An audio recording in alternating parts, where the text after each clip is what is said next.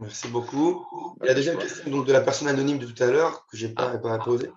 Dans cette période de Tohu Vavohu, comment comprendre le quasi-silence des grands de notre génération?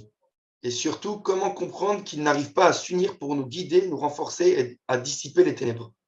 À quand l'établissement du Sanhédrin durablement cette fois? C'est la question. bon, d'abord, vous savez qu'il y a eu un débat dans la presse pour savoir si on est dans un tohu-vavohu ou pas, si on est dans un chaos. Visiblement, mais on faisait la même chose. Avec le Et fils du Rav. comment?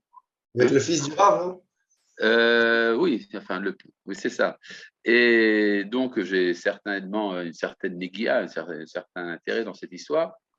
Mais à part ça, c'est pas nouveau que les Gdolim ne sont pas capables de faire entendre leur voix.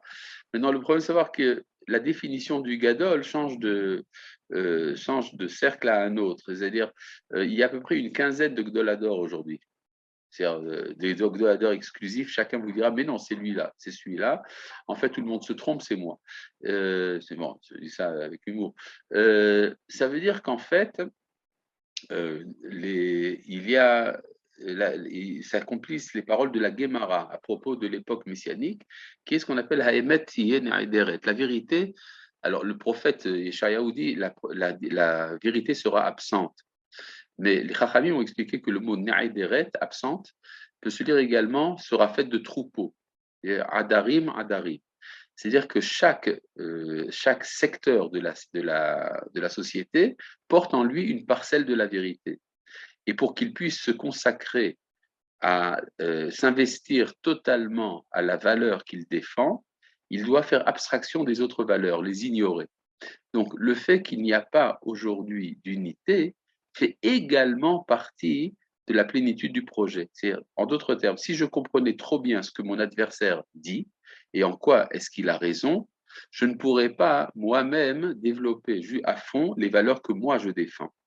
Et donc, le fait qu'il y ait une sorte de blackout est également nécessaire pour réaliser cette unité. Évidemment, ça ne veut pas dire qu'il ne faut pas tendre à l'unité, mais par exemple, quand vous ramenez le problème du Sanhédrin qui n'est pas encore fondé, eh bien, c'est tout à fait caractéristique. J'ai été dans les années passées, j'ai souvent été témoin de tentatives de recréer une sorte de Sanhédrin, ou en tout cas de Hanaga Meshutefet, de direction commune.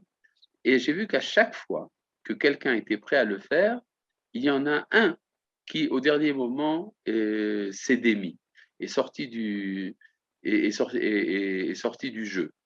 Et donc, on pourrait presque dire que c'est un élément de la Hashgacha, de la providence, qui fait qu'on n'arrive pas à se réunir. Maintenant, pour ce qui est du Sanhédrin, pour tout vous dire, il est tout à fait évident que ça se fera dans la génération à venir et pas dans la nôtre, parce que pour l'instant, on n'a pas encore réussi à se débarrasser des idées reçues et des préjugés, etc.